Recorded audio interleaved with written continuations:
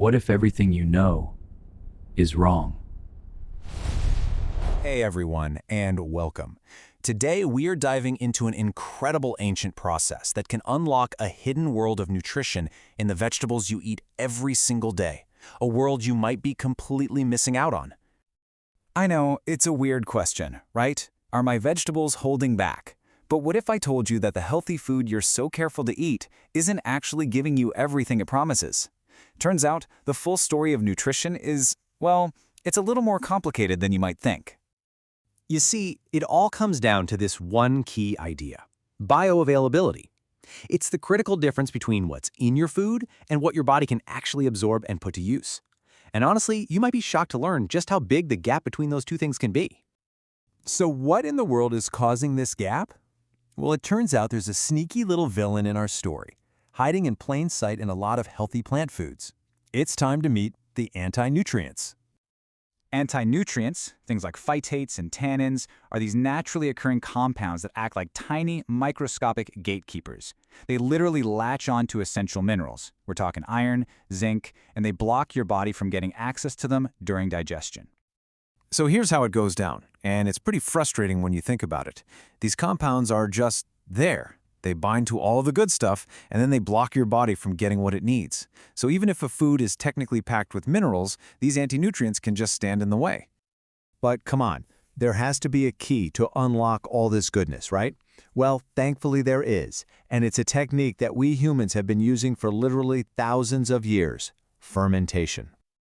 Think of it like this. You're hiring millions of tiny, microscopic chefs. These amazing little microbes get to work before you even take a single bite, pre-digesting the food for you. They break down those tough anti-nutrients and completely transform the food on a molecular level. So what does this whole transformation actually look like in practice? Well, the results, they're not just some theory. We can actually measure the difference, and let me tell you, the numbers are pretty wild. Let's just start with iron. Get this, research shows that lactic acid fermentation can increase iron absorption by about 100%. Yeah, you heard that right. It can literally double the amount of usable iron you get from your veggies. And if you thought that was impressive, hold on. The impact on zinc is even crazier. One study found that fermentation cranked up zinc bioavailability by a massive 240%. This is a huge deal, especially since zinc deficiency is a real concern in many plant-based diets. Now, I know what you might be thinking when you look at this chart. You're seeing the raw numbers for iron and vitamin C actually go down, and you're thinking, wait a minute, what's going on here? And you're not wrong. But here's the secret. The real story is that bottom line, bioavailability. It doesn't matter how much iron is in the cabbage if it's all locked up. Fermentation is the key that unlocks it, making the iron that is there so much more available for your body to actually use. But wait, the magic of our tiny chefs doesn't just stop at unlocking what's already there. Oh no, they also get busy creating brand new, powerful compounds that didn't even exist in the original food to begin with. Vitamin K2 is a perfect example. This is a super important nutrient for your bones and your heart, but it's pretty much missing in action in most plant foods. But then, during fermentation, bam! Certain bacteria, like the ones in the Japanese dish natto, get to work and just create it from scratch. How cool is that? And then there's GABA. You might have heard of it. It's an important neurotransmitter that helps keep our nervous system calm. Well, its concentration just skyrockets in fermented foods like kimchi. It's such a fascinating example of the gut-brain axis in action, where the health of our digestive system can directly influence our mood. So with all this amazing stuff, should we just be fermenting everything in sight? Well, to get a full and honest picture, we've got to talk about some of the potential downsides and things to consider, too. So 3 things to keep on your radar. First, traditional fermentation often uses a lot of salt.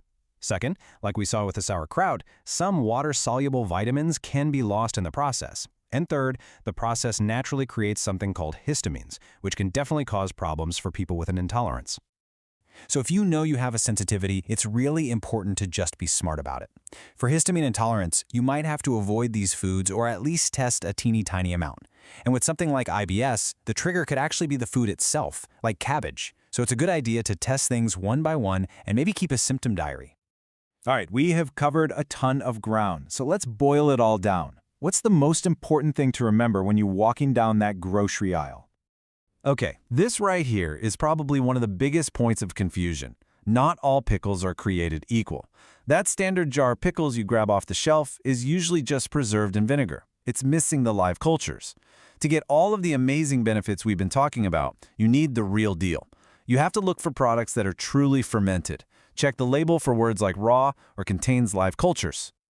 You know, it really brings to mind this ancient wisdom from Hippocrates. This idea that our health begins in our gut isn't some new age fad, it's timeless.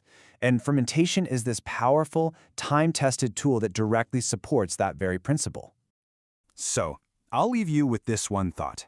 By embracing this ancient practice, we're not just preserving food, we're fundamentally transforming it, upgrading it. So the real question is, what hidden potential is sitting on your plate, just waiting to be unlocked? Understanding begins with why.